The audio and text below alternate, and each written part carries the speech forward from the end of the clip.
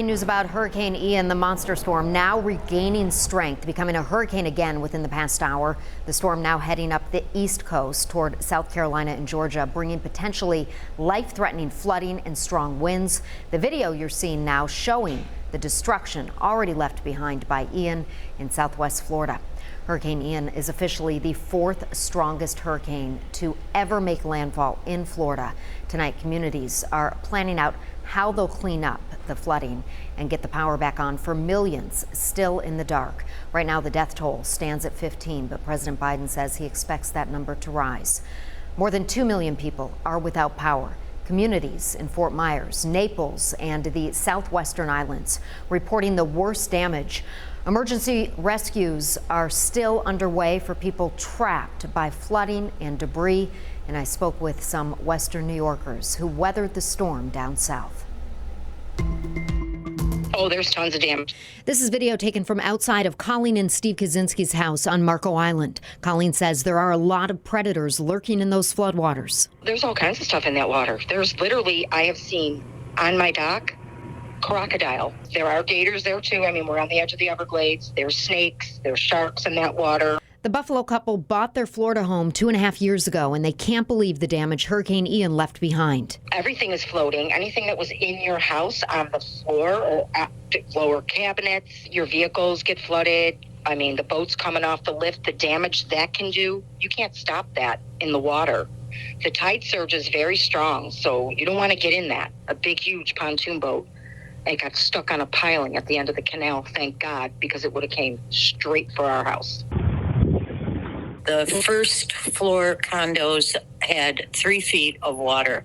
Cindy Pajak is also from Buffalo. She was at her condo in Naples, Florida when Ian hit. Number one, you're safe, and that's important.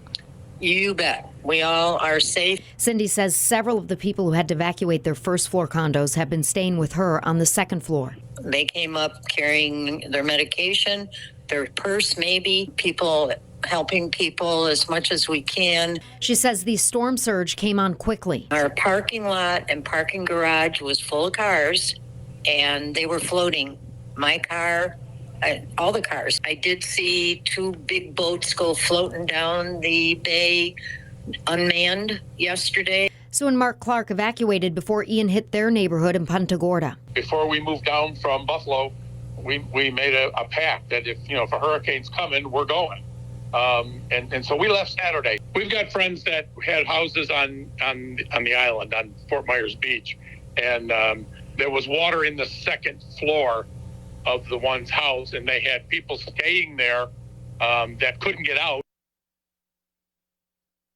And our hearts go out to everyone dealing with that devastation. We hope your loved ones are safe.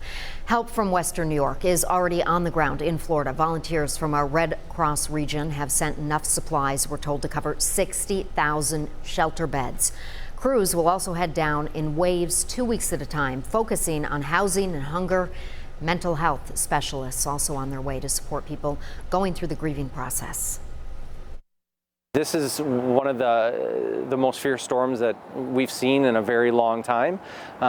It's going to be destruction of homes. There's going to be people displaced. It's really difficult to compare. We just know that there's going to be people in need, and we need to go there to support them.